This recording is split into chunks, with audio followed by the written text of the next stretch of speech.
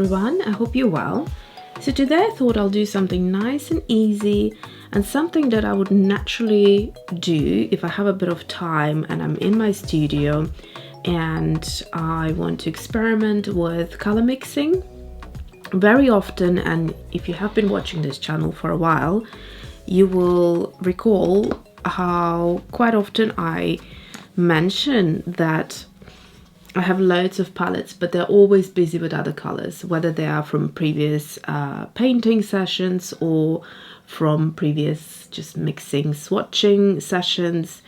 I always feel bad about getting rid of, you know, a fair amount of paint. So when you actually could use it in something, and you know, very often it's a certain color palette or perhaps something like a certain project that I was working on. So maybe I wouldn't want to feel like repeating these colors.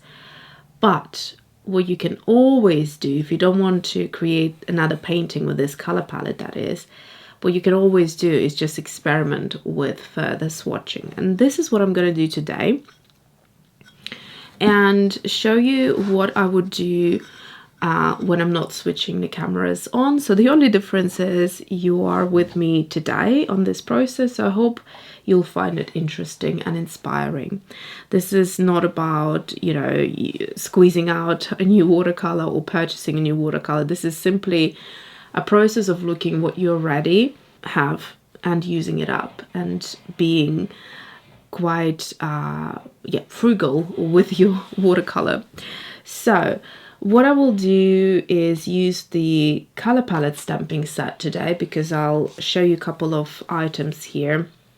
So I'll use this long strip. I don't think I have featured it yet, so I thought I'll do that. So today I will use my color palette stamping set. It's available on Alyona Creates, and I will use two elements. So this round, this big round here, and I will also use this strip at the bottom.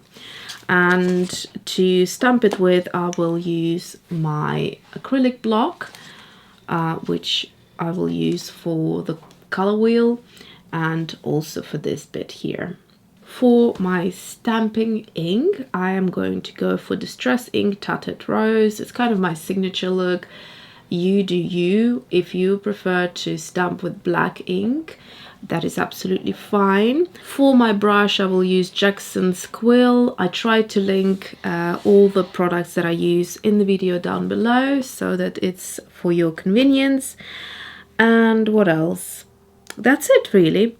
One thing I will also give you as a tip, for example, if these colors have been squeezed out for a long time, there's no way I could identify all of them. I could identify the colors maybe, but sometimes different brands have the same color, so that would be tricky. So the key here is not to focus on branding, but to focus on the color itself. And what helps me to identify the colors is something like a swatch spread by any brand. So this time I will show you my Schmincke, and it's quite convenient because I really like the Daniel Smith one as well. It has more colors. It has 200 something.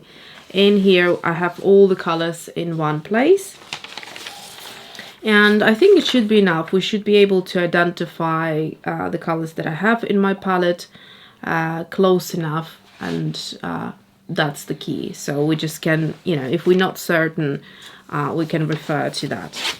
So what I will do to begin with, I will use this little stamp from my stamping set, which I use often and love. So it's this one here, and I'm going to attach it to a stamping block and just stamp. So how many colors did I count? I counted 13 colors on this plate. So I'm going to stamp them all next to one another. I haven't counted anything, so I hope it would fit in here. I'll just start at the far end and just carry on like that. Because it's not black, it's fine to be a little bit, you know, tipsy with your stamping. What helps is just to look straight over it. I obviously don't want you to see the back of my head instead of this, so I'm not doing that. But if I was in the studio on my own, not filming, that's what I typically do.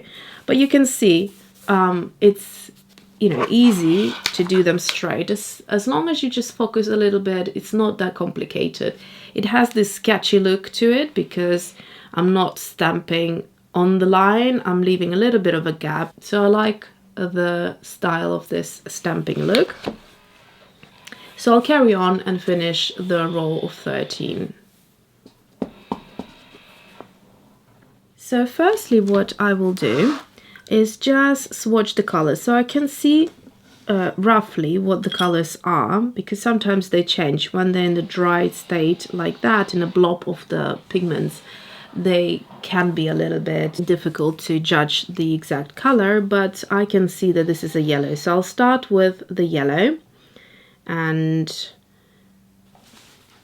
later, once I have swatched them all, we'll go ahead and try to identify them.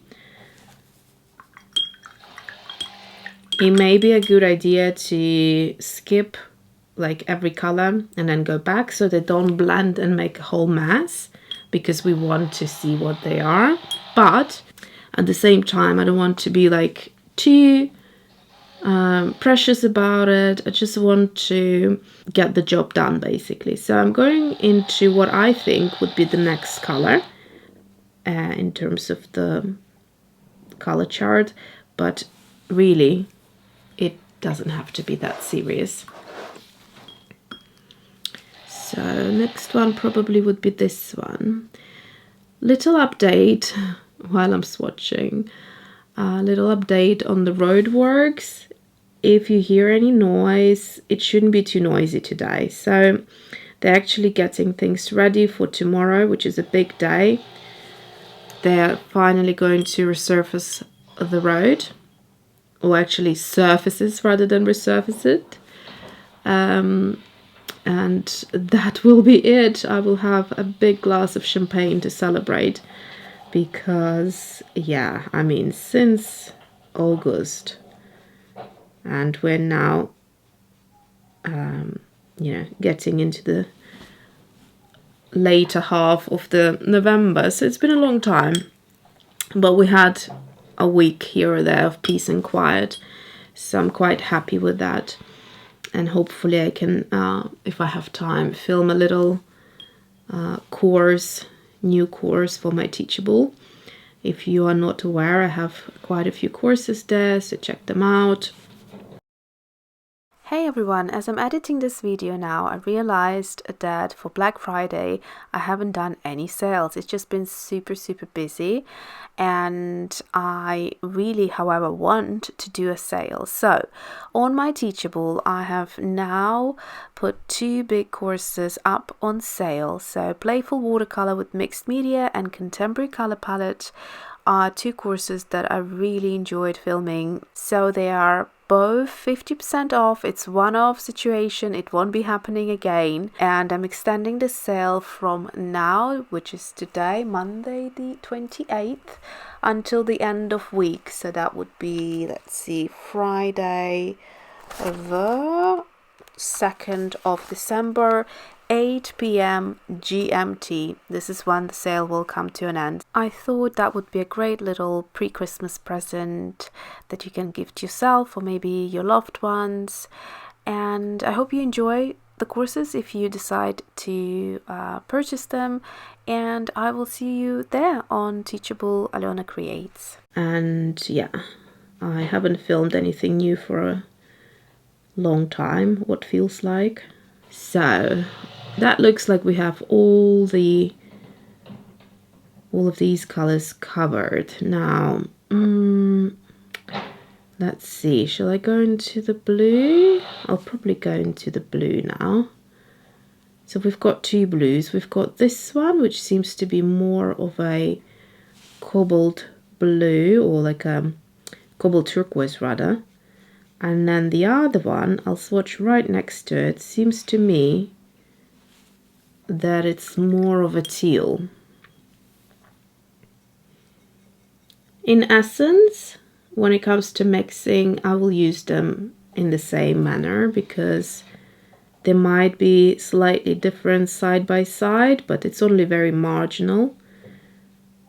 And they would give you a very similar purpose. They wouldn't, give you a difference that would be very obvious.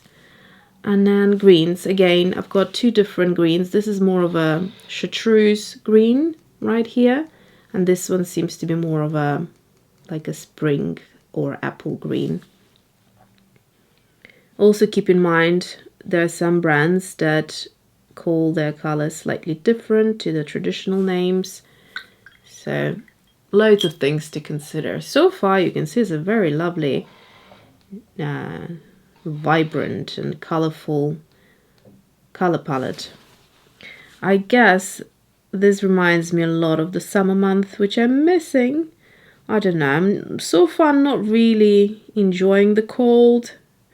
Generally by this time I start to get into it, like to wear my hoodies and having loads of hot tea, but I don't know. Can't say that I'm loving it so far.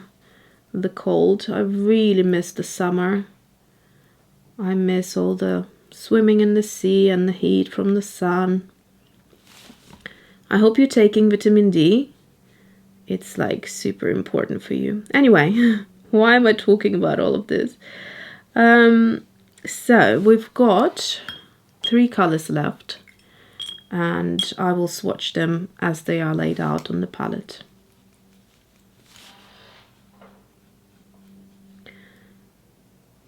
There is a different way of swatching. There's a more controlled way of swatching, i.e. just taking 2 colors and seeing what spread you can get. So by adding more of one color and less of the other. So you push it to one side, then you do the other way. But there is also a more relaxed way of swatching things, which is basically just dipping your brush into a number of things, and at that point it really doesn't matter because it's impossible to write down and note everything, and the point is you just learn through the process. It's like exercising your muscles in the gym. You get used to understanding what happens to colors, and that's the whole point of it. Okay, last color.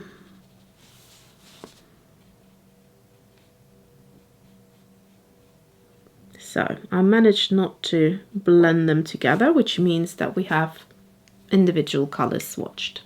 So the next thing to do would be to try and identify colors roughly, and maybe you can write down the names for them, just to know, like I said, not the brand name, but the color name. So for example, this one to me would be a sub green, and one brand can call it sub green light, sub green dark, sub green, etc. And even deviate from that as well. But for me it would be a sub green. This one would be like a gold green, spring green, etc. So let's see, if you're new to watercolors, you would find it helpful to refer to this swatch sheet. So let me just move things around a little bit. So we have got this yellow, which to me looks like nickel azo, and nickel azo is typically a 150 color, and I would say it's this one here, transparent yellow. This chart doesn't have pigment information, which is a shame, but yeah, it's transparent and it's got a lovely light to it. So transparent yellow, this one would be nickel azo yellow type of color, or it could be Indian yellow as well. So let's call it nickel azo yellow. Okay, next color. Now this color is like a quinacridone, I'd say quinacridone gold, this one here. Let's see. So similar to that, we have quinacridone gold hue, but quinacridone gold would be enough. Then next to it we have something like a sienna, like a transparent sienna maybe, or quinacridone sienna. Hard to say, but in Schmincke there aren't that many variations. So there's a gold brown, but it seems to be a little bit on the opaque. This is transparent sienna, and I would call this one more of a burnt sienna perhaps. So here I'd say maybe quinacridone gold deep. Let's say quinacridone gold deep. Quinacridone gold deep. So then this one would be burnt sienna.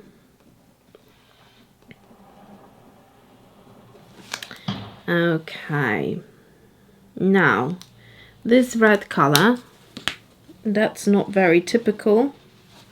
So let's see. Transparent red, some sort of a scarlet it would be, I'd say. Like a scarlet red. This is a good color here, transparent red, a good match. Let me pull out my Daniel Smith and see if there's any kind of closer matches. Okay, so you can see the reds are a lot more, there's more variety in the reds here. So I think that Paraline Scarlet is very close. So I'd call it a Paraline Scarlet. Let's go with that. Then we have a very traditional color, and that would be something like cobalt turquoise, and next to it I'd say cobalt teal. Now that they're drying, they're actually looking very similar, and they're both looking like cobalt teal, to be honest with you. They're not blue enough to be a cobalt turquoise. And let's also look at Daniel Smith. So Daniel Smith, cobalt teal blue, kind of very similar to that color. So I'll probably call it cobalt teal, and I'll just leave both of them cobalt teal. So this one, this color you won't find everywhere. In fact, no Daniel Smith or Schmincke has this color. So we've got May Green, which is the color next to it, and same goes to Daniel Smith, this Taylor Yellow Green, also closer to this color than that. So this color, not every brand carries it, so I'll call it Chartreuse. And this one we'll call Spring Green. Pencils often call it either Spring Green or Apple Green.